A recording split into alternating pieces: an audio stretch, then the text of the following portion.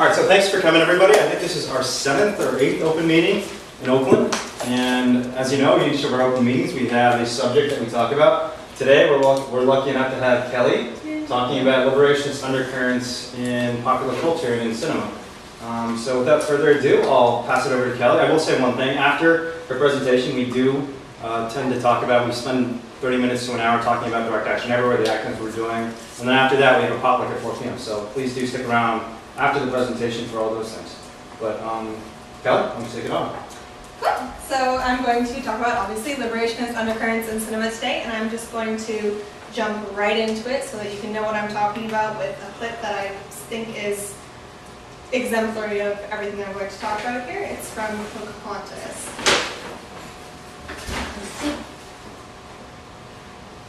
Nope. Sorry. The only people who are people are the people who look and think like you. But if you walk the footsteps of a stranger, you'll learn things you never knew. So she says, you think the only people who are people who look and think like you, and the image is a bear. So that's directly to say that a bear is a non-human person. So before we get into more clips, I think it's important for us to have a good understanding of how speciesism comes to be in the first place so that we can see the significance of all these anti-speciesist moments in popular culture. So just a little bit of kind of psychological background. The film artist Stan Brakhage says this quote, "How many colors are there in a field of grass to an infant unaware of the term green?" Because names for colors reduce the entire part of the visible light spectrum to slices. And this one's called green because words ultimately are reductive labels used for basic communication. Since it's something we don't actively acknowledge and tend to talk about like I am now, we tend to forget that words like, say, human are really just constructs, and it's this word that signifies a collection of individual, non-identical beings, right? I'm a human, you're a human, but I'm not identical to any of them. I'm not even identical to an identical twin if I had one. So the word human is just, we've decided these beings or these objects are similar enough to be thrown into this category. But to say human is to kind of reduce away all of our individualities and say we're just this one identical thing, which is a lie, because we're not identical. So a young child with particularly dark skin pigmentation may recognize that their friend has much lighter skin than themselves, but they don't start calling that friend or anyone black or white until someone teaches them to use those terms. So it's her adult community who teach her to draw a line in the middle of the spectrum from, say, ebony to ivory. And draw a line in the middle and call all the people on this side white and all the people on this side black, even though no two individuals in the white category have identical skin coloration, and even the middle line is a gray area that we can't even effectively negotiate. So if you were raised in a family that consumed products of animal exploitation, and you are now an animal liberationist, and this part about a vegan, then at some point you realized that against your own intuition, your culture had taught you to be speciesist, and you figured out that this was wrong. If speciesism were genuinely inherent in us to the degree that a being of whatever category, if their suffering just didn't matter, then one, what's the formula that makes humans, dogs, cats, and endangered species the only animals that matter morally? Two, why isn't that the same formula throughout all human society? And three, why won't parents show their kids footage of factory farms or slaughterhouses? Because if we genuinely didn't care about the suffering of a pig, why would it hurt a kid to see a pig suffer? So we do not see the world by default through speciesist blinders. You and I and my dog companions and the mosquito on the grass outside and my pear tree and the kid in the sweatshop on the other side of the planet all exist in this big biological spectrum. A rainbow doesn't look like we draw it as kids. It doesn't, not 5, 6, 7 colors and lines. It's a continuum. It's the circle on the right. So all Earthlings are just like this. We're part of a spectrum. We're made of the same stardust. We share the same DNA from common ancestors. And any boxes we create for linguistic labels are an entirely human construct. And constructs have to be created and taught. We aren't born with them, only with the potential to be able to learn categories like this. So I just went over this, but it's a really important point to hammer home. You are unique, you are an individual, you are not identical to any other, say the orange slice is human, and it makes all humans look identical. We're not. We're just not. It's just a way to communicate with words. So as liberationists, we realize that it doesn't matter how different someone is from us. As Peter Singer says, if they suffer, there can be no moral justification for not taking that suffering into consideration. So I think that the original Homo sapiens infantile pre-social conditioning disposition does not limit and shut off our empathetic capacity based on constructed categories that we have to learn later, but is initially a disposition of compassion for, and at the very least, a desire to not enact unnecessary violence against, if any violence against, all beings recognizably capable of suffering. And if a human child sees any animal in pain right in front of them, they're either going to try to help or they're going to cry out for help. And at the very least, they demonstrate some kind of concern that makes it clear that they can empathetically engage with this animal. And it's notable that many humans still have this impulse to help. And I couldn't find this image, but I read an article probably a month ago. There was an accident on the highway involving a truck of pigs bound for a slaughterhouse, and one of the first responders broke orders and saved one of the pigs. It was his impulse to save this baby pig who needed help, even though he was about to go get killed for other people. So that's why these fragments of anti-speciesist and liberationist ideology can be found everywhere in film culture, film being our most prominent and pervasive form of storytelling. Each little expression of non-speciesism, I think, is a glimpse of our true selves, so to speak, sneaking through that incredibly repressive veneer of speciesist culture. So I'm going to just jump through these all really quickly because there are a lot of them. So the really important thing about Pixar is that humans do not have a monopoly on personhood. There's obviously some projection going on because toys and cars are obviously just objects, they're not sentient beings. But at the very least, humans don't have a monopoly on personhood in the Pixar universe.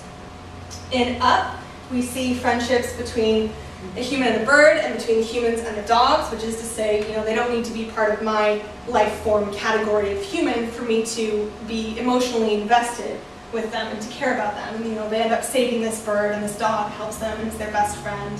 So then that species boundary just doesn't matter. Nemo is very clearly liberationist because Nemo wants to get out of the tank, and it's so horrible that he's in the tank, and the happy ending is that they all escape this tank and they get to live in the ocean, and just after they escape, this scene happens.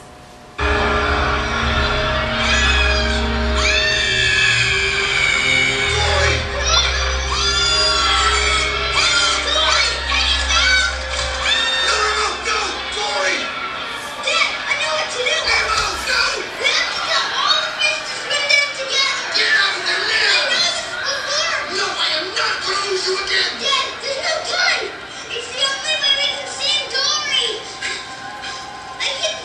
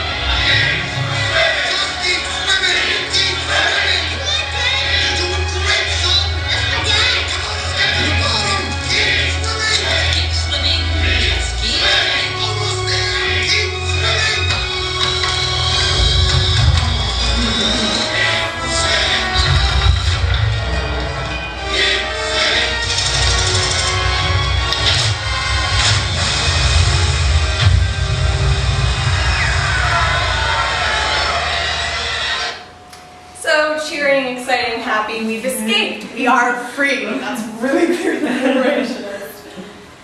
I think this is the very just most poignant moment of liberationist ideology in any Pixar film, and it's extremely self-explanatory. Go back. Okay, sorry, I don't know why I went that far forward. Let me just find that again. Okay, we're going for everything. Come back, come back. Okay, here we go. We're here.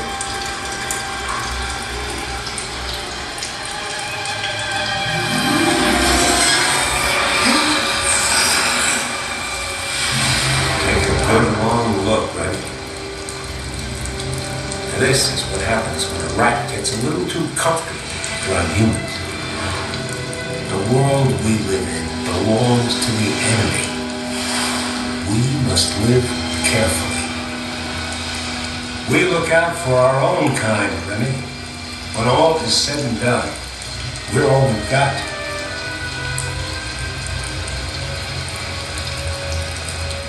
No. What? No. Dad, I don't believe it. You're telling me that the future can only be more of this? This is the way things are. You can't change nature. Change is nature, Dad. The part that we can influence. And it starts when we decide. Where are you going? With luck. Forward.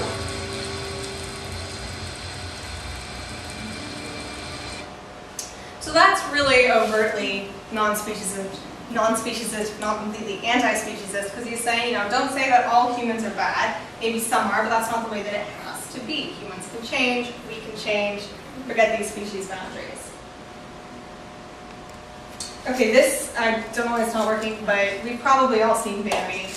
This is the scene in which Bambi's mother is shot, and it's completely heartbreaking. And I think it's just as simple as that. The hunter is the bad guy who takes this deer's mom. It's a horrible thing. Tarzan has this scene where Tarzan is a toddler, and he feels like he isn't fitting in with the adoptive gorilla family because he's just not one of them. He's a human, he's not a gorilla. But his adoptive gorilla mother comes in and sees that he's upset, and he says, she says, you know what, so what? You have 2 eyes, you have a nose, you have 2 ears, you have 2 hands, and she presses his head up to her chest and says, look, what do you hear? And then does the same with his own heart, and we both have hearts. We're both exactly the same as what she says at the end. Kerchak, the leader of the group, just can't see that. This is overtly anti-speciesist. It's saying, who cares about these boundaries between human and gorilla? What matters is these incredible things that we obviously have in common. Lady and the Tramp, bad guy is animal control. In The Little Mermaid, Sebastian the Crab has this terrifying encounter in the kitchen, and the chef is this bad guy who's throwing knives at him, and we're obviously empathizing with Sebastian the Crab who wants to get away. Fox and the Hound, again, Hunter is the bad guy, and the song You're the Best of Friends has a lyric in it that's like, neither one of you sees your natural boundaries, you're the best of friends. And that's saying it doesn't matter if they fall into 2 different categories of animals, they can still be the best of friends. 101 Dalmatians is extremely clear. Who is this evil woman who wants to kill all these puppies just to make a coat? In Brother Bear has 3 things to it. So in the first, this young Inuit hunter kills a bear completely needlessly. He's just angry and he kills the bear. So he gets punished for that. So that's already a wrong thing to do. And his punishment is to be turned into a bear so that he gets the bear's perspective.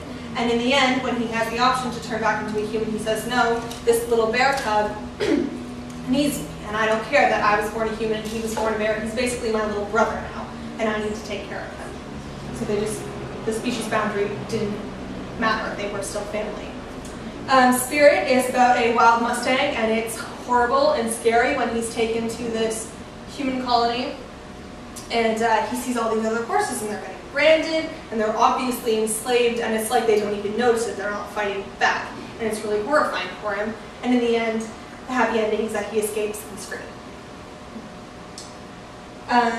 This is from Aladdin. Early on, Jasmine is, I want to be free. I don't want to be bound by these rules of what a princess is supposed to do. And this is imagery that we see everywhere.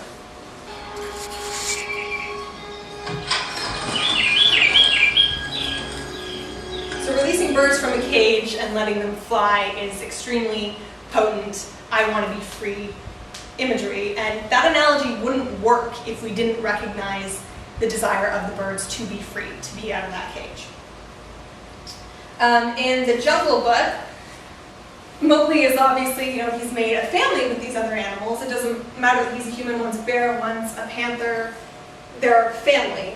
He was with the wolf pack too. And when Baloo the bear is shot, it's this heartbreaking moment because he's like family. And there's a scene in which Mowgli is in the house of one of the hunters, one of the civilized people, who has heads of dead animals on his walls, and it's a really scary scene because the cinematography is zooming in and there are all these scary sounds. Mowgli's obviously really like, what is going on here? And he says the jungle law is that we only kill to eat or to stop from being eaten. He's saying we only kill when necessary to our own life. And it's this horrible thing that someone would kill any animal for their pleasure. This is the trailer to Free Willy. The trailer alone speaks loads of liberationist ideology, and I know Kaiko was, I don't know how long after she was released, but this is why. Don't do that again. Oh no. Sorry, I don't know how to stop it from doing that.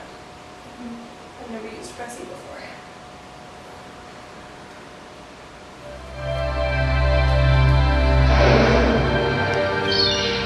Imagine if the world you lived in, the space you breathed in, and the freedom you played in,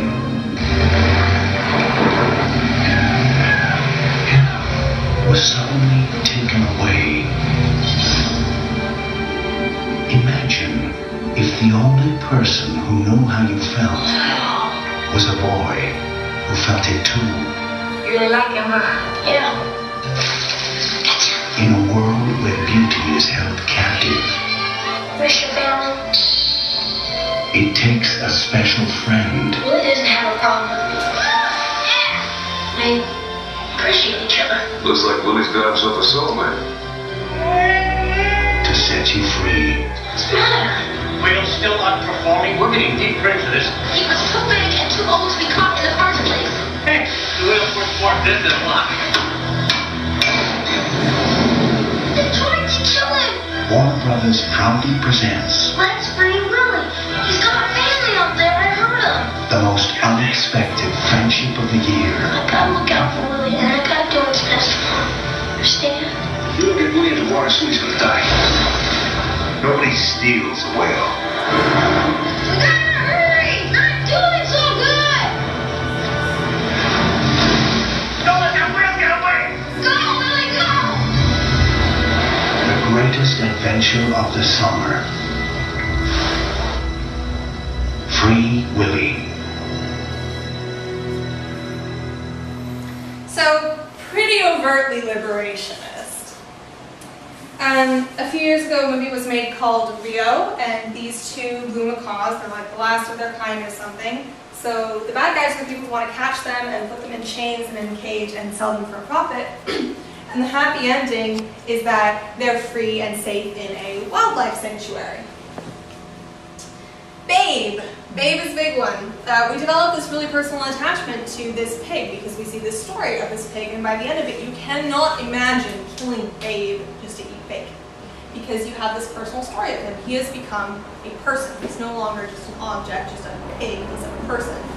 And there's two scenes that are very interesting. One scene, Babe walks into the kill shed and he sees all of these tools that are made specifically to enact violence. And it's this horrible scene, and he gets so sad, and the audience gets so sad with him because it's awful. And we start thinking, oh my God, why do you do this? Maybe not, thinking about it in our own real lives, but obviously we don't want to do that to Babe, at least, because we have his story. And in another scene, a bunch of farm animals are gathered around the a window at a human house, and they're looking in on Christmas dinner and lamenting the death of one of their friends whose body is being eaten at the dinner table. And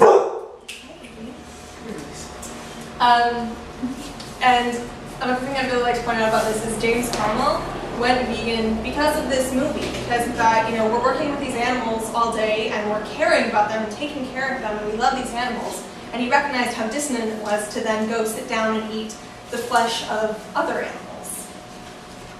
So, you know, that speaks to the power of what movies with positive animal messages can do. This is Charlotte's Web. The movie has a cute little song that's, you know, similar to the Tarzan idea of "We're the same where it counts." It goes something like that. And in both the book and the film, there's a scene towards the end where Wilbur is crying repeatedly, "I don't want to die." And we're obviously empathizing with him. We don't want him to die either. So the happy ending is that he is liberated from slaughter. Doesn't have to get killed. Despicable Me 2. I don't know if anyone saw this. Was this summer, last summer? This summer. Just 2 little scenes in it. It's not the whole thing. It's just little moments. And I couldn't find it just, I'm sorry.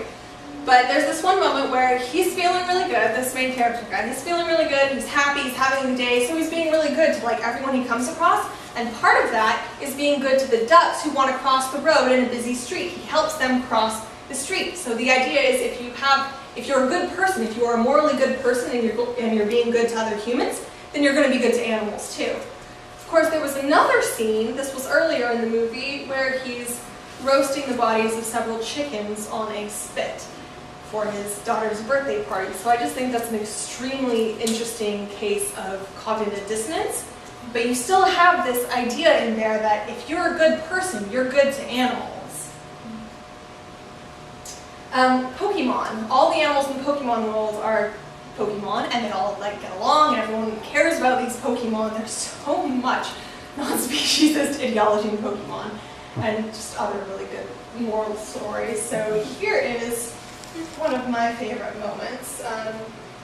This is in Pokemon the first movie, and they've been fighting with each other, and Meowth becomes the voice of reason.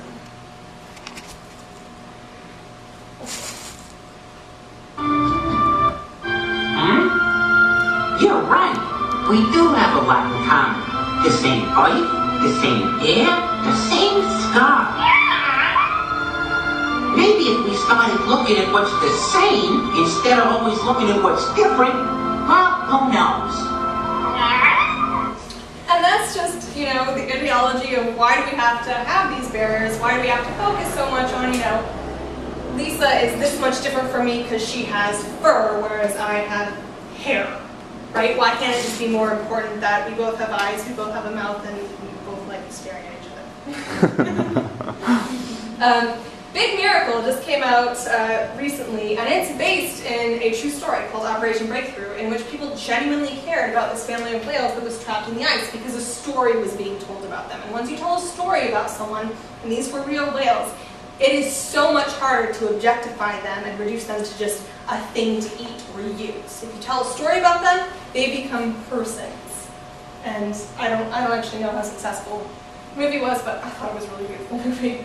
And just the fact that it was based in a true story speaks volumes to me, because people genuinely cared about what happened to these whales.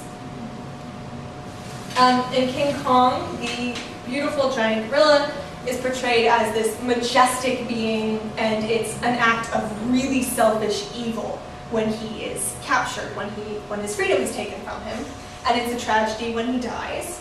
Of course, it's never a tragedy when an object dies. It's only a tragedy when someone dies.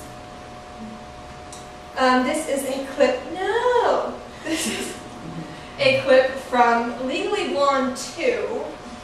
Please open up. Which is about cosmetic testing and how horrible it is to test cosmetics on animals. Mr. Chairman, when you look in those snap-worthy almond eyes of your Rottweiler, Leslie, does it not make your heart glow with warmth? All due respect, Miss Woods, I wouldn't go that far.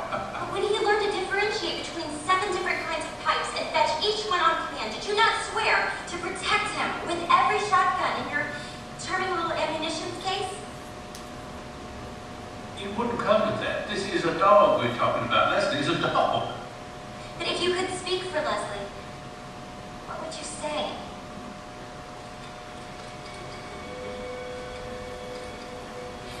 Leslie wants you to say for him, Mr. Chairman?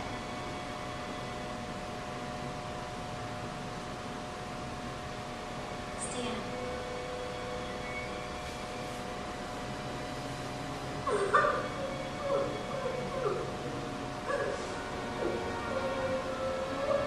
She gets it. My Rottweiler list is of the homosexual orientation. There, I said it. I'm out. My name is Stan Marks. I'm a conservative Republican NRA spokesman, and my dog is gay. I couldn't be prouder of the little flavor. I don't care how good my head looks slicked back with some high dollar pomade. Just one long stare into that sweet sissy dog's eyes, and I know no cosmetic could ever be working. Wizard's Bill.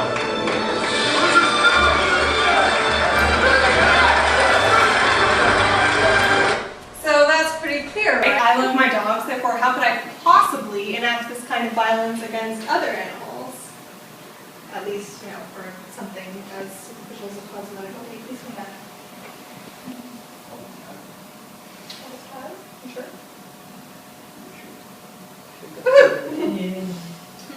Hidalgo, also based on a true story. At the end, the rider takes his winnings, and this is what happened in real life too. He buys and frees a herd of wild mustangs, and he releases Hidalgo with them. That's the happy ending. In 7 Pounds and Life of Pi, the vegetarian characters are portrayed as morally upstanding, good, worthy people because they're not, they refuse to kill other animals. And in 7 Pounds, I don't know if any of you have seen this movie, but he's trying to find 7 really worthy people. And 2 of them are vegetarian, and that comes up as part of what makes them morally good because they refuse to hurt other animals. Star Trek.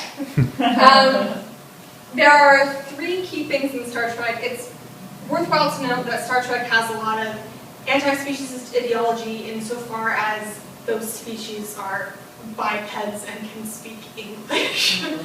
But there are a few moments where, you know, there's one movie where Spock is mind meld with a whale and other little things like that, but these 3 quotes are the most clear to me. So in The Next Generation, Second in Command Riker says, "We no longer enslave," he's saying this to an alien who wanted to bring live animals on board their ship to eat. He says, "We no longer enslave animals for food purposes. We do eat meat, but only from replicators and not from killed animals. So, you know, we can eat this thing called meat, but no animal was hurt in the making of it." In Voyager, Captain Janeway is talking about animal testing, and she says, "What you're doing isn't self-defense. It's the exploitation of another species for your own benefit.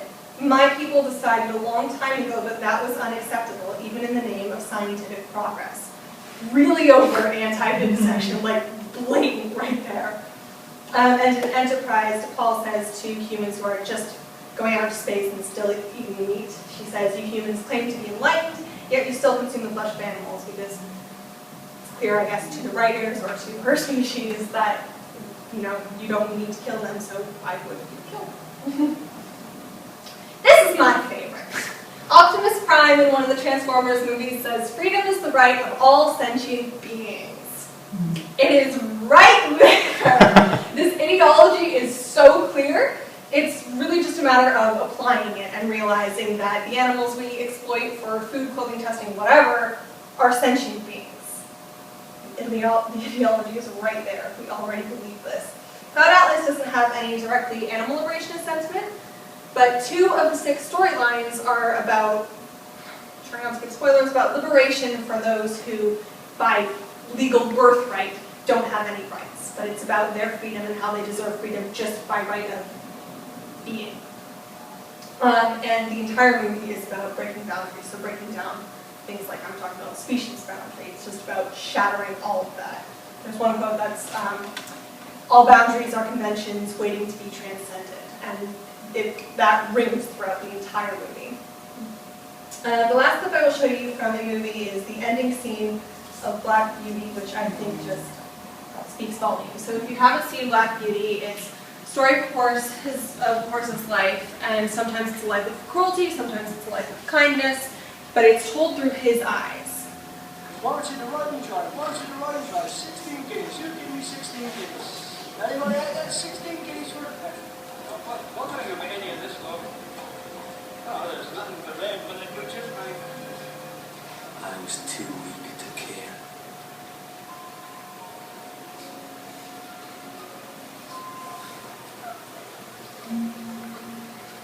Was that one of Carrington's granddad?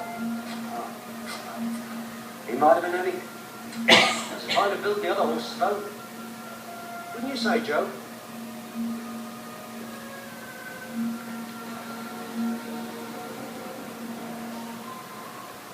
Old thing. Expect a lot better luck next month than last. And that was Biddy's childhood friend. The voice. It woke me up. I knew that voice. It was Joe.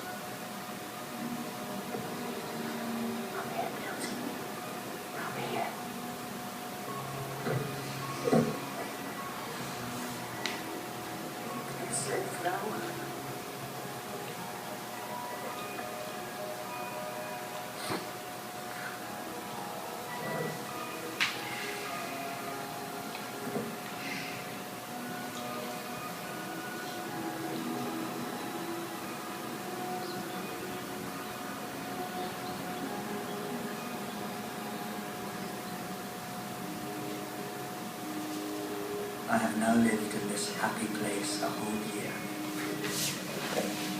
My strength and spirits are back. Joe promises me I'll never be sold. My troubles are over, and I am at home. Often, I fancy I'm still in the big pasture at Witwicki Park, together with my old friends. Nothing will ever separate us again. Ever.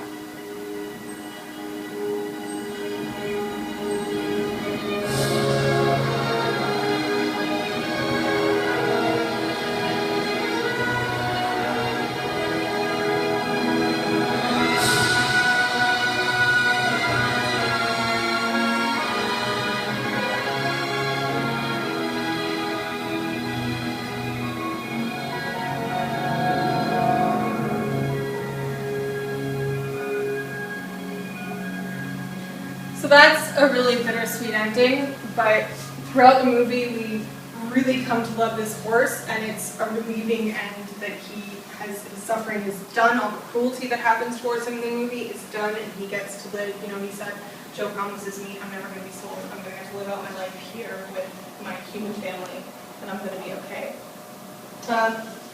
It's worth mentioning that carnivorous animals are often framed as villainous in movies. So ultimately, if you've ever seen Land Before Time, the sharp teeth, which is the T-Rexes and the raptors, they're framed as bad guys. But all they're really doing is what they need to survive.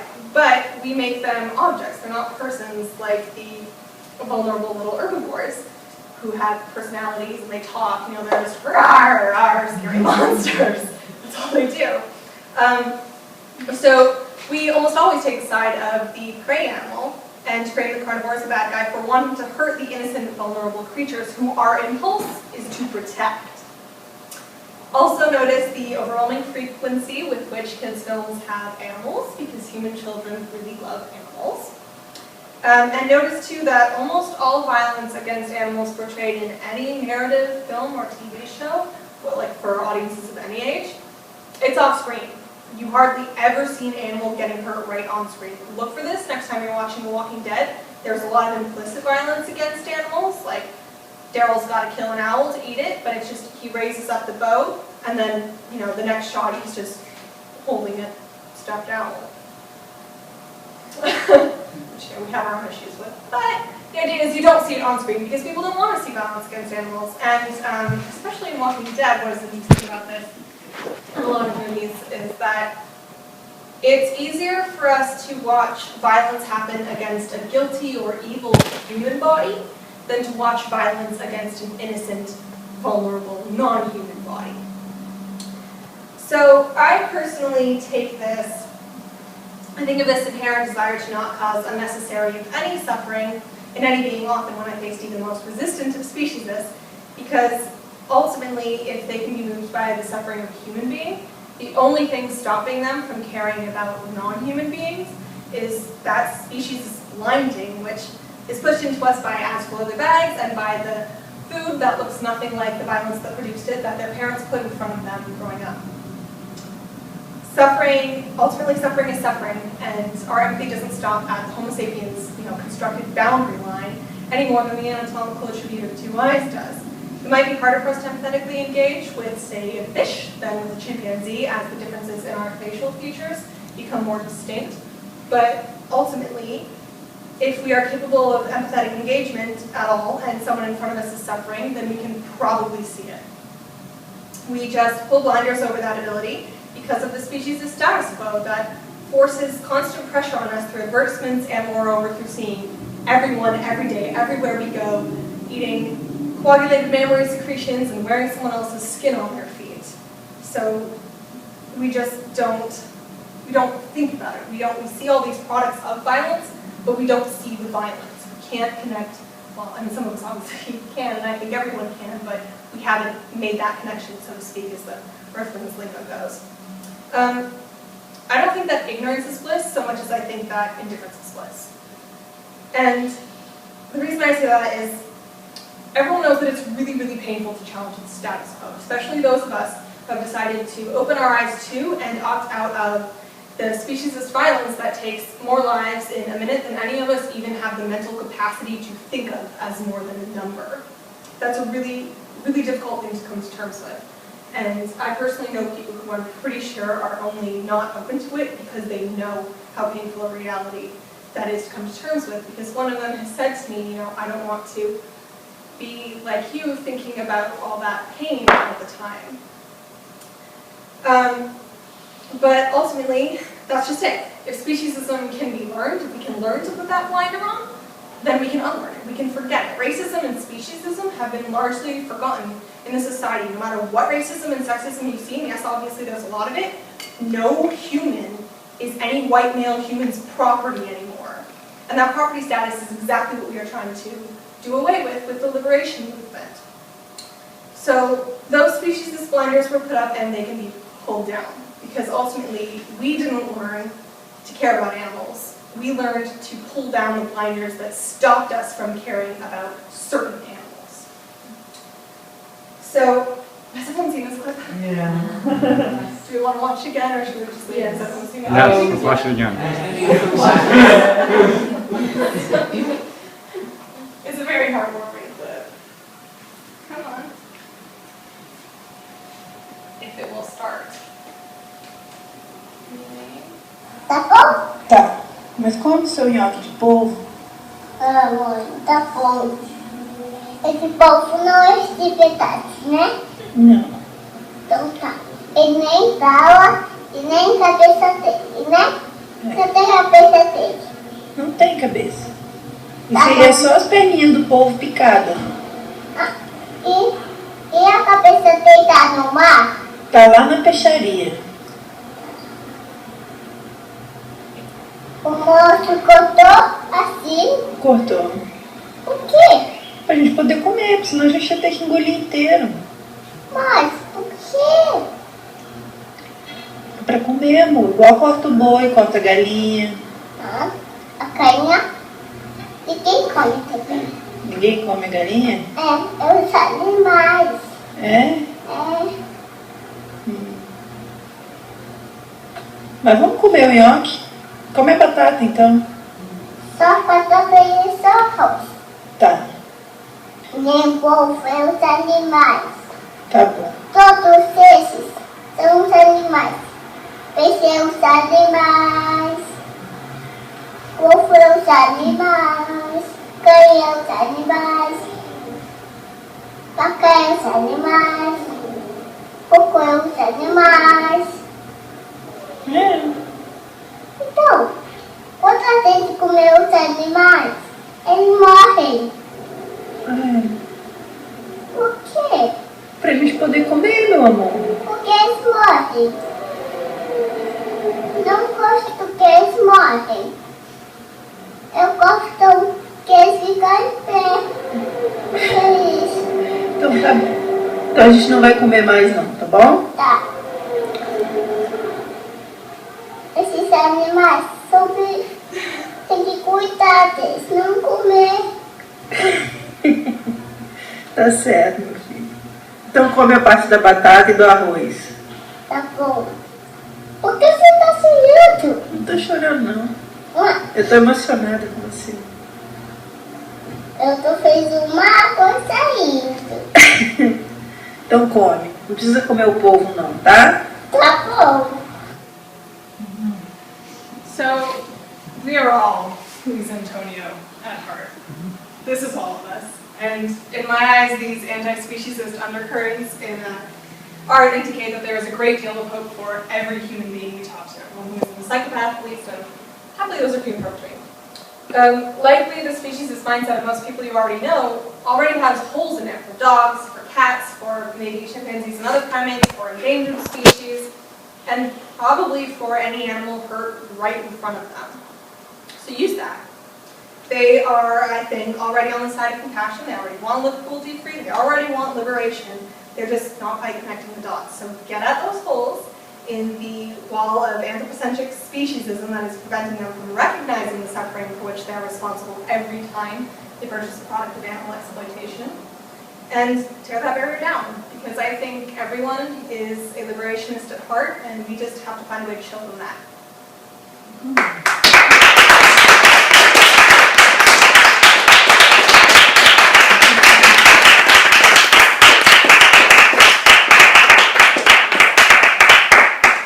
So I think we'll probably take some time for questions now. If anyone has questions, I'll try and moderate. Or just thoughts, observations. I have a few observations. Julie? Something I never noticed about Finding Nemo is the voice of the bluefish is Ellen, right? Oh yeah, it is.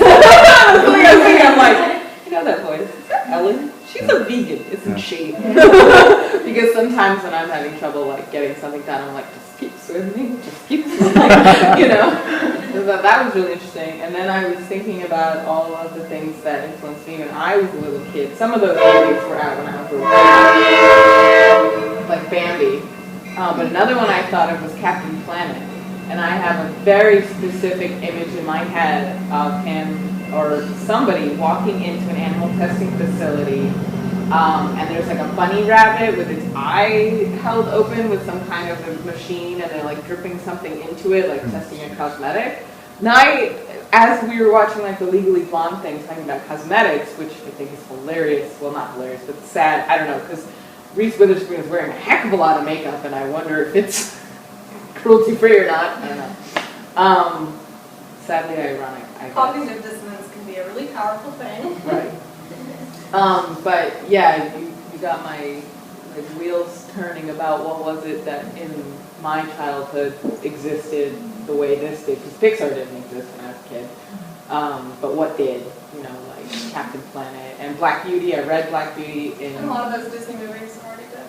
No, I read the book in school, like, I think it was like 4th grade reading or something. And then anthropomorphism of animals, where the main characters in books that I really liked were animals, so I saw them as, you know, they're not different or They're not whatever. a human person. Right, the Vanicula was one of them, even though he was a funny vampire. Anyway, so you just got my wheels turning on things that influenced me when I was a kid, because somebody recently asked me, why is it I'm in the environmental sector? What was like the thing that clicked in my head? And I was like, you really want to go all the way back? Probably watching the movie Medicine Man circa age 8. So I don't know if you've ever seen that, but it's about Sean Connery's a scientist in the rainforest, and he discovers the cure for cancer, but he can't figure out what it is that he found. He can't find it again. But like the bulldozers are coming and they're tearing down the rainforest, and it's all about this race against time to find what the heck was it that was this particular peak that cured the cancer. So, go ahead, Heather. So one thing, if everyone could speak up as loudly, not as loudly as you can, but loudly enough that we can pick up the audio, just because the microphone on our camera is not great, and I do want to try and record all this. So just project your voice a little bit more, and I'll indicate to you if I feel like you might be speaking too softly for the microphone to pick up. But go ahead, Heather. So in Free Willy, I can't help but notice they have the main actor is an orca. So how does that work? I mean, you know, it's all about. Keiko was a captive orca. Yeah, and how did they? Were they good to her when they were making the movie? I don't know, but they ended up releasing her. I don't know, or him. I'm not sure. Sometime later, I don't know when, but they're free now. Okay. And probably because of that movie, of course, there are still plenty of other orca whales in captivity, but it is an interesting case, again, of cognitive dissonance, because the idea is we want this whale to be free, but no, we're going to use and abuse her or him to make them act, and then keep them around in the bathtub. But the ideology is there, just it's a matter of applying it. I was just curious if you knew anything about it. Yeah, all I know is that he's free now. Cool. Mark? This is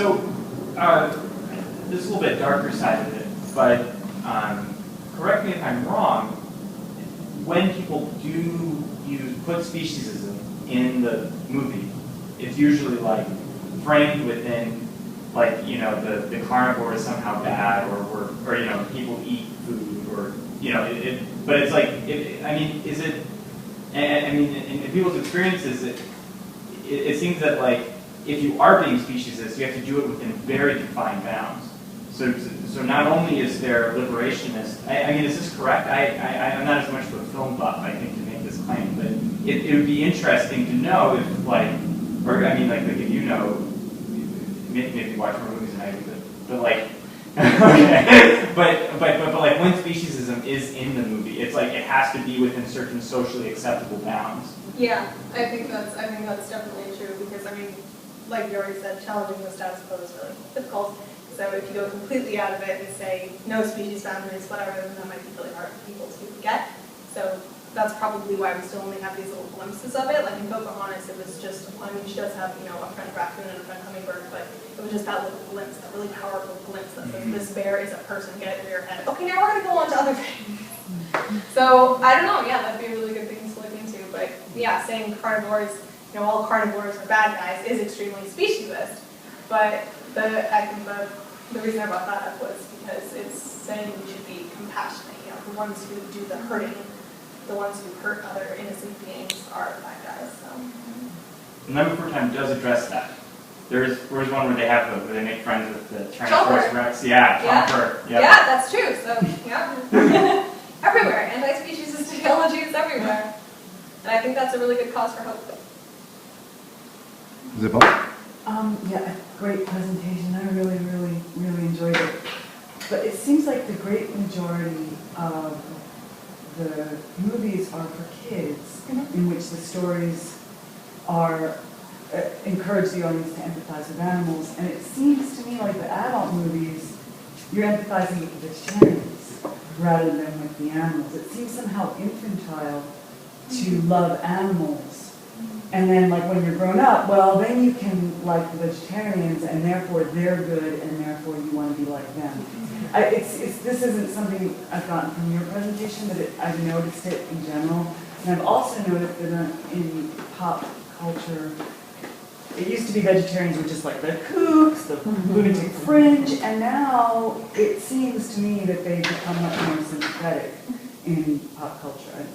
Please disagree with me or agree with me in either I direction. think that's definitely true, but vegans are now a little crazy.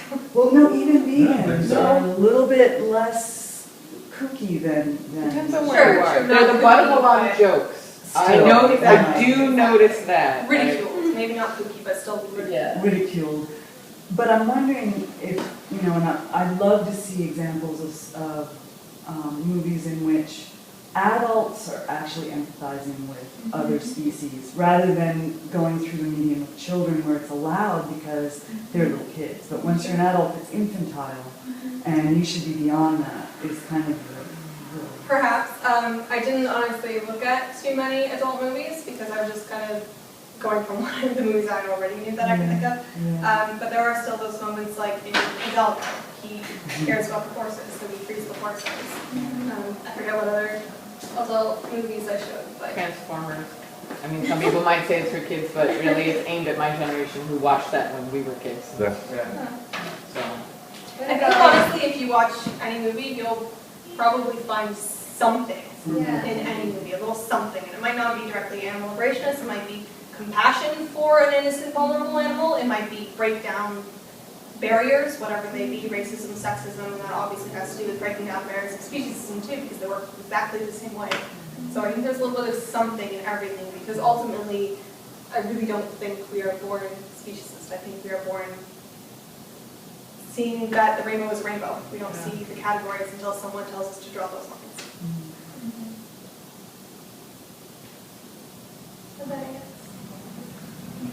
If no one else has any questions, I do have a question. So, I think emotionally, so many of these stories are so powerful and influenced many of us when we were kids. And just watching like this scene from Finding Nemo, where these fish are struggling for their lives, or the scene from Black Beauty, where you see this horse who's scared and alone. It's just, I mean, even just thinking about it right now is making me a little emotional. And especially for those of us who've gone through experiences ourselves where we felt isolated and defeated, like that's such a powerful emotional connection, and it's so motivating for us. But I guess the tricky thing is that emotional motivation that we have is it doesn't necessarily extend to all the people who see these same scenes. A lot of people do see these movies, and even if there is an emotional connection, it's ephemeral, it's momentary, and as Isabella says, a lot of adults will say, oh, that's an infantile reaction. It's not something that other people are interested in. It's not something our society is interested in. So I guess my question for you is, I think there are these really powerful undercurrents, but they are undercurrents still. So how do we transform these from being undercurrents into dominant themes that our culture starts taking more seriously in our politics, in our eating habits, in our legal system? Become a screenwriter. So, I mean, it's an interesting question, like whether media has to be part of some sort of activist campaign or just freestanding media. I mean, they say Uncle Tom's Cabin was so influential in the anti-slavery movement, and Harriet Beecher Stowe was an activist, but she just wrote this book because she wanted to write a book. It wasn't a campaign. It wasn't a video that was produced as part of a campaign.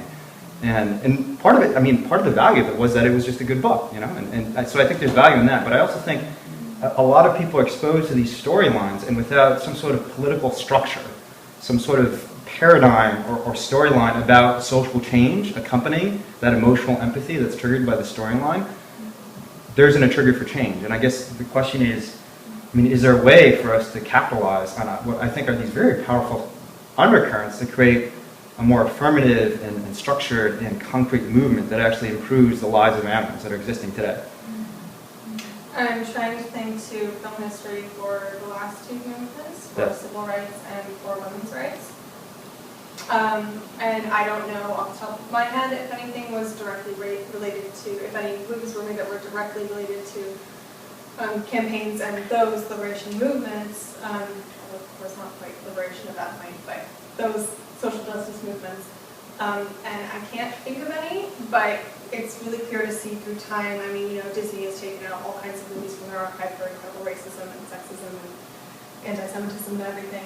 So over time, movies become just as the culture shifts, and as a way to start shifting the culture, they kind of move back with each other. They kind of become more, non-racist and non-sexist. So now we've got to move into non-speciesism, and I think we are seeing things happen a little bit more and more. And also just me noticing things more and more. But I really am seeing it everywhere now that I've started to think about this. So obviously I didn't before I went vegan. I didn't think about it at all before I went liberationist. But I don't know if that's hard because films require a lot of money, they require a lot of people to work on them, and the writers have to have some of that ideology themselves. So it depends. But I mean, then we see movies like Finding Nemo and Free Willy and Black Beauty, which is like liberation. Yeah. Right here. Incredibly powerful. Exactly. So I don't know. Those were pretty recent. So. Yeah. Heather? It should be interesting what comes out of James Cameron because, after his situation in Avatar was so very environmental and. And Russell Brand now too. A bunch of Hollywood people are now starting Yeah. to go and thinking about things. But James Cameron's a biggie. And James Cameron is not only vegan, I mean, he's been a very incredible activist. And hopefully everyone saw the civil disobedience and direct action he did at the University of Wisconsin board meeting, where he and another activist just stormed into the meeting and said, Wasn't that "You James need to." Cromwell? Oh, James Cameron. I thought you were talking about James Cromwell. Cameron's a big, type Yeah, of Sorry, different person. Yeah, I was going to say, I was researching. I'm not good enough with Hollywood names. I'm sorry. Different person. Avatar. I just James C is the same to me. As someone who's watched 5 movies. James Cameron is. Do you think he's an ethical? I thought he was in environmentalist. He's environmentalist. Yeah. So I don't think he even knows about the ethical things. Oh. Wow. But he has certainly. certainly, if you want to walk the walk as an environmentalist, you must be vegan. There's just no way that you can call yourself an environmentalist. And even Avatar with the different species had some. It's a very anti-speciesist That's movie. true. That's very. really sure. I should have had it in here. Yes, no, But Avatar's, it's worth noting that those were still bipedal. They could still communicate with each Yeah. other in the same way we do. they're humanoids. The humanoids, exactly. Right. Mark? A scene that, I'm sorry, this is just a comment, but a scene I would love to see in the movie is, I would love to see some kids sitting down at breakfast and then their parents, put that stuff in front of them, and then the kids look to their animal, and then the animal gives them a look back, and then they're like, we won't eat any of this. I want that scene in every single living room. And in the U.S. That's what I mean. Well, the viral nature of that video. Yeah. I mean, the way I found it was a coworker of mine who's vegetarian, but she's vegetarian because she's trying to lose weight, basically. But she found it, thought of me, and sent it to me at work via work email. That was really like, whoa. Really? And that's pop culture. It is. And that video was pretty darn viral. I think it was viewed, I don't remember exactly, roughly order of magnitude, around 1 million times within like 24 hours. Wow. So it's these powerful storylines. But then the question is, what is the enduring impact of it? And I think people do have these very powerful emotional impulses, but the question is, how do we institutionalize that? How do we make sure that it isn't just this momentary flash of motion that someone feels because they see this child who's empathizing with an animal, they see an animal suffering? I just want to say, as an art history student, that a lot of art is cumulative in our minds. The way it affects us is through accumulation of being exposed to these ideas over and over again. Yeah. So we just need to see more of it. And that's like and it needs to get more powerful. Yeah. I was gonna say that's like the pros and the cons of our Insta, media nature today. Is like there's the con of things are a flash in the pan and you see it and you're like, oh, that's cool, and then it's like, oh, another shiny thing over here. I totally forgot about that other thing. But there's greater potential for accumulation because you see like maybe at least like 10 videos a day, maybe, or 10 tweets or 10 whatever Facebook posts. And the biggest thing about that might be if we start seeing more and more, if people start seeing more and more people in their lives who are vegan or who are actively liberationist, then they see, oh, maybe the status quo is shifting a little bit. It's okay for me to be a vegan or a liberationist now. I'm not going to be completely shunned. Whereas if it's just, if I'm the only vegan that a lot of my friends know, and definitely the only liberationist, then it's a little harder for them. But if they see more people, which is why I try to think of peace lands, then it gets things working in their mind. Oh, other people are doing this. This is how the world is starting to work now. That's an okay thing to do. I don't have to be so resistant to it. Yep. Brian, did you want to say something? Oh yeah, I think the only way that we're going to turn these emotions into something that's concrete is by building a real social movement and causing people, not just like us, and not just people who are kind of secondary attached to us in social in social circles, I think the real solution is to make animal liberation a viable alternative.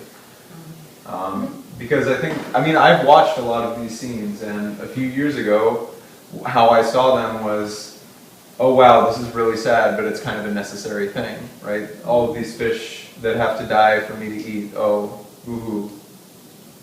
And then I don't really care, because it never crossed my mind that animal liberation was an alternative, that we could stop killing these animals. And I think that's what we need to do. We need to raise our voices politically and make this a real political alternative that's discussed, like, I don't know, the war in Syria right now or something like that.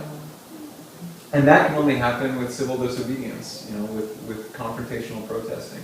So I think, these things go hand in hand. Because now, I was a vehement speciesist, even for a while I kind of began to learn about animal rights as a vegan, I was a speciesist.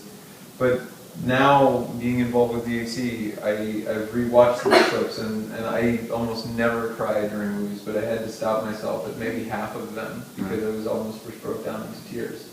So I think you need a political alternative to kind of capture these emotions. And in many ways, magnify them. Yeah. I could add to that. I did cry. I did shed a tear at that Black Beauty part because I read that book when I was so young, and it is so like way deep down in me somewhere that it, just seeing that clip reminded me of how I felt as a fourth grader reading that book. But then I don't know that I agree that the only way is a severe political movement, because I find that there are some people. I just moved here from Wisconsin, born and raised Wisconsin dairy farmers. They will never see a cow as anything but food or the thing that milk comes out of. And I've tried to have these conversations with them, and it's because way deep down inside of them that what pulls at me in the same way as Black Beauty, that is inside of them. That this cow is like the way of life of their ancestors, And so my tack with them is not, oh, how can you harm that animal? My tack is, hey, would you like a cupcake? And it's like, you don't have to give up these things that you love in order to be like better for the environment or better for the animals or whatever it is. You got to find the little crack in the doorway, and they'll just like wedge your foot in there and be like, aha, I see that you care about something. And then ply them with sugar. But I don't necessarily think that we need to even work with these people. I seriously think that if we are going to bring about animal liberation, we need to have compassion for people who have been raised in a culture of violence, and we need to understand that. But who we really should be working with is the vast majority of the population that isn't directly involved with animal exploitation, and just convince them, harness these natural instincts, convince them that what these people who are actively exploiting animals, is doing is wrong, and then, But the vast majority of the population is actively exploiting animals. In some way. In some way. Clothes, food. I think in that case, I think we're all exploiting animals. I think eating someone's body is a lot more direct than, say, buying corn from a field in which, animals lived and who were ripped up in a machine that tilled the field. But I think our culture is very speciesist. And I don't think that many people really actively exploit animals. I have the view that even people who eat animals don't even think about it at all. And I think that even people who eat animals, I think they just view it as food. I thought of it as food for a very long time. But those farmers that you're talking about wouldn't define it as exploiting animals. Yeah. It's their livelihood, it's that's their way of just life. the way, they don't think about it. So Heather, do you want to say something? I don't like interrupting people, that's why I raised my hand. There are two that I know of who are knee-deep in dairy farming and cattle farming and who completely turned around. Harold Brown, a friend of mine, a Facebook friend of mine, and Howard Lyman, who've become a huge voice for non-exploitation of animals and animal rights. Mm-hmm. So it's possible. I'm not saying it's going to be easy, but it's possible. And both of these people did this because they had basically epiphanies in their life. Wasn't it health? mostly? Like For Harold, it was health, but then that's why he went vegan. Right. But I think it was Snickers the cow that got him to open up, to break his conditioning and become a voice for the animals. For Howard, it was cancer. And so that's why I'm thinking, direct action is a good thing, because sometimes it takes a little shaking up to see what you're doing in the world. Oh. Mark, you want to jump in on this? Yeah, so I wasn't knee deep in any of this stuff, but when I used to live out a bit past Novato, and occasionally we would have sheep graze on pasture out there, and obviously these sheep were being exploited for their wool, and now I'm like really anti-wool and so forth, but that was something that was a part of sort of my stuff. But I mean, even though I was around it, it's you don't, the violence that's being done against these animals, you just don't think about it. You just my knowledge, if you asked me for any specific fact, I could have told it to you if you asked it to me. But my ability to sort of form a coherent factual picture of what was happening, I would not have been able to tell you. I mean, even after I went vegan, I still would not think about sort of some of the kind of terrible practices that happen in wool production. So yeah, I think it's possible to shake people up and give them facts and maybe make them think. That's how I feel. Yeah. Sure.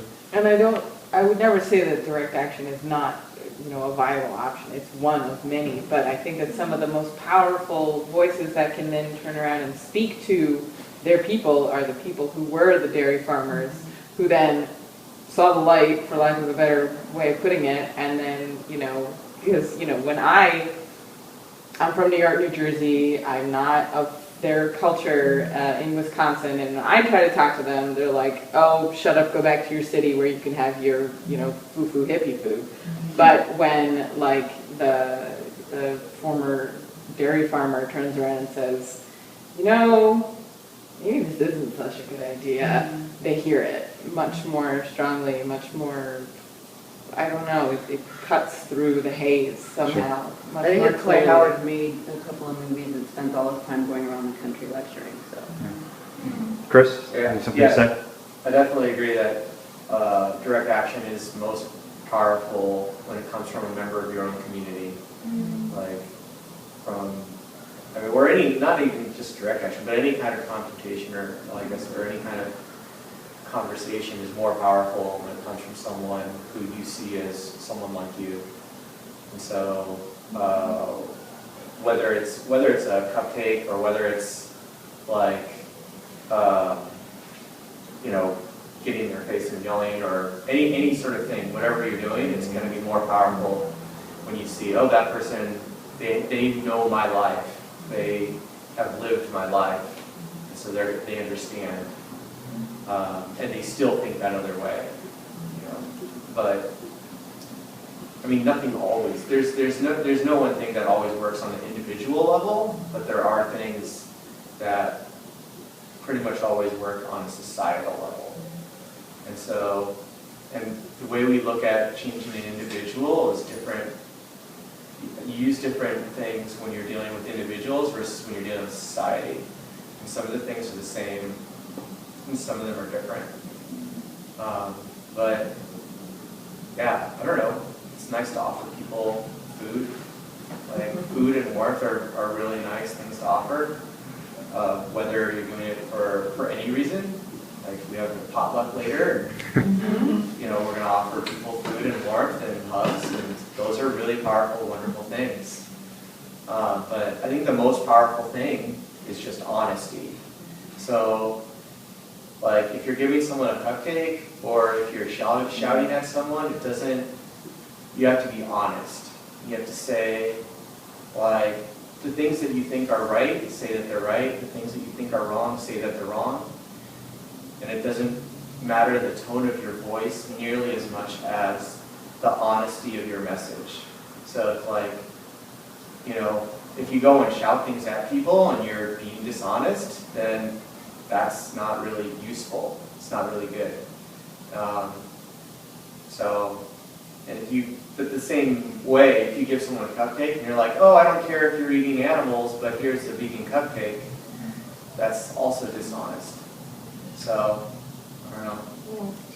I'm going to give anyone who hasn't had a chance to talk a chance to talk too. So, Priya, do you want to say something? So Kelly, that was a beautiful presentation. It was very emotionally evocative and touched me. And so one of the most powerful confrontations that I have viewed in my entire life was at a grocery store, where a child who was about 3 years old looked at his mom sitting on a grocery cart and said, pointed to the meat department and said, "Mama, why all these innocent animals have to die so we can eat them?" And just for one moment, like all of the people around, including my dad, it was like Inception, because just for one moment, everybody was like, "Whoa, why? Why?"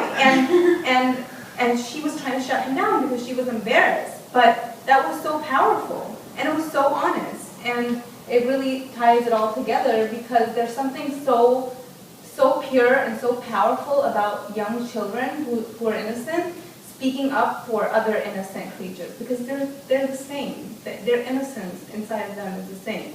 And yes, and I just wanted to share that. Are there any thoughts? Anyone who hasn't had an opportunity to speak have any thoughts? No? Opportunity? Okay. You want to do Sorry, that? No, totally fine. I just want to make sure people, we have a very active group and it's great, but I just want to make sure people are a little less, willing to step forward, still have a chance to speak. Julie, do you want to say something? Well, so with the cupcake analogy, or the reason I bring that up is, just like if the farmer, has an epiphany and then turns to his farmer friends, they're in a circle, he realizes, or she realizes they are in a circle, a sphere that they can then influence that doesn't already understand this stuff. Like, we are in a circle right now of vegans, right? We share this in common. We probably share some other things in common. But, when I go to work, I have to dress all businessy, and sometimes I have to wear a suit and whatever, and sit at business meetings with CEOs of big name companies. At my last job, one of the biggest companies we worked with all the time was Coca-Cola, right? And what happened? What do you do? Oh, I do something called life cycle assessment. It's an environmental evaluation method. One of the things that happened was, it was coming up on my birthday, and the company had everyone who had a birthday that month sat in on a little meeting with the CEO and had cake and, woohoo, happy birthday. And they happened to schedule it on my birthday. And the CEO of my company was like, "I feel so bad for you." And I'm like, "Why?" He's like, "You can't have birthday cake," because he knew I was vegan. And I was like, "Really?" He's like, "I can't have birthday cake." So my birthday comes along, and not only did I make a cake for that meeting, just for the meeting, for the people in the meeting, but I also made some cupcakes so that I could go around to my circle. It's all right, the train has already made. You toot that horn. Okay. I also made cupcakes to give to some of my most direct coworkers, because it dawned on me that these people I am in a circle with might actually think I don't get things like cake and chocolate and sweets and whatever it is, that they think that I'm deprived, or one of the barriers for them in ever becoming vegan, even if they have these thoughts, is, well, but then I wouldn't be able to eat anything. I'd be eating salad every day, because that's all they ever see. When they get somebody into the office and they order lunch and know they're a vegan, all they get is salad. They think, oh, she survives on lettuce. So I'm vegan, have a cupcake was my way of very honestly, trying to communicate, trying to actually get rid of a fallacy in their head. that, oh, if you're vegan, you can't have cake. What do you do on your birthday? You know, eat nuts? You know, but you can eat nuts on your birthday. Can I say something in here? I always make sure that when I'm talking to people, I make sure like I break down that wall that makes them think, you know, this is a necessary evil, like Brian was saying. I make sure they know that everything they do to animals is completely unnecessary. But I think that my goal when I talk to people now, in the beginning it may have been like try to make people go vegan, try to make people hurt animals less, but that's not what I think matters as much anymore. I think now it's about getting people to be liberationists. Yeah. So, you know, whether, because, you know, we're not consumerist vegans in this group, I think, right? We don't think that veganism is going to come about by lots of people choosing to exploit animals less. Because if it's just a personal choice, then, you know, there's just not really, the stakes are so low and other people don't have to do it. If all you talk about is veganism, then, yeah, okay, I don't want to do it, I don't have to. But if you talk about liberation and you say what you are doing is wrong and it has to stop and we have to stop everyone from doing this, then you're on a whole nother level and that's what's actually going to make it stop. Lisa, did you want to say something? Yeah, I want to, and it's a little bit related, but it's a little bit, it's related in that I feel like since I've been talking to people, and I think different people have different inroads, but I think a lot of people deny the violence, like you were talking about, the movies don't show the violence because people have such an aversion to that. And on some level, and I know this is a controversy, like on Facebook and stuff, some people are like, never post a violent image. Like that's just, you know, it's just gonna turn people away and stuff like that. But I'm kind of still trying to figure out how to deal with that, because I have talked to people who say things like, you know, I could never kill an animal, but I'll eat their flesh because, you know, it's served to me Hear it all the time. and I'm used to it, blah, blah. And, you know, my response to that is, well, I really think you should watch a video of slaughter because that's, for me, that's like, doing that makes me feel that this is such a wrongness, like in the very core of my being, that it's like, I can't participate in this. And if people never watch that or are never exposed to it, they completely like imagine it away. They completely are like, no, there's no violence involved in this product. And I think on some level, like some people need to be forced to make that connection that like meat is violence, and a lot of people avoid that completely. And I've told some of my friends several times over, if you can't watch it, and it's like I've tried to show them things, and they say no, you know I'm not going to watch that. And I'm like, well, if you already know before watching it that you can't watch it, you really need to think about whether you want to participate and whether you want to pay someone else to do it. Because if you can't watch it for 10 seconds from your safe little comfy living room, why are you putting someone through it their entire lives? I'm still kind of not getting that, but... So on that note, Direct Action Everywhere is probably going to be, or not probably, is going to be doing some surveys and studies on exactly the same issue among the Berkeley student population. We actually just were discussing it this morning, so if anyone would like to be involved in that project, just let us know, because we do need help. And we're hoping to get a group called Effective Animal Activism, which is kind of a meta animal rights group that examines different approaches to animal rights and tries to find conclusions as to what the best approach is, involved in this project too. But locally, their director of research is actually a very close friend of mine. So if you'd like to be involved in that project, come and talk to me or talk to another one of the organizers of Direct Action Everywhere. So I don't want to make this go too much longer because we do want to move on to the open meeting and eventually have a potluck too. So so if anyone has any really kind of pressing comments that they want to jump in on, or if Kelly, you want to have any concluding remarks? Chris? I would just say that like I am not an activist 100% of the time, and so sometimes I do also just like to bring, you know, good vegan food to my family and other people, and so like sometimes I think I sound like high whatever person when I don't think of myself and don't think anyone else should think of myself that way.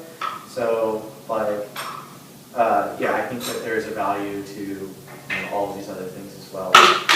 And so I mean, I certainly think some things are more valuable than others, but I don't think that these other things are without value. So I just have one thing. One more. The light came on just a few weeks ago for me. I've never been a vegan evangelist. I've never tried to convert everyone to veganism. But the light came on that the message is not veganism. The message is animal liberation. And veganism is just if you want to liberate animals, you're just going to have to do that. That's the minimum that Well, you do. if you want other people to free their slaves, you can't have your own. Exactly. Yeah. But the message is animal liberation, and then they can make the connection themselves. If That's they why want I to use the liberate word animals, liberationist instead of vegan most of the time. exactly. Yeah. I think that's a great way to end this talk. So I just want to thank you, Kelly. I thought the talk was fantastic.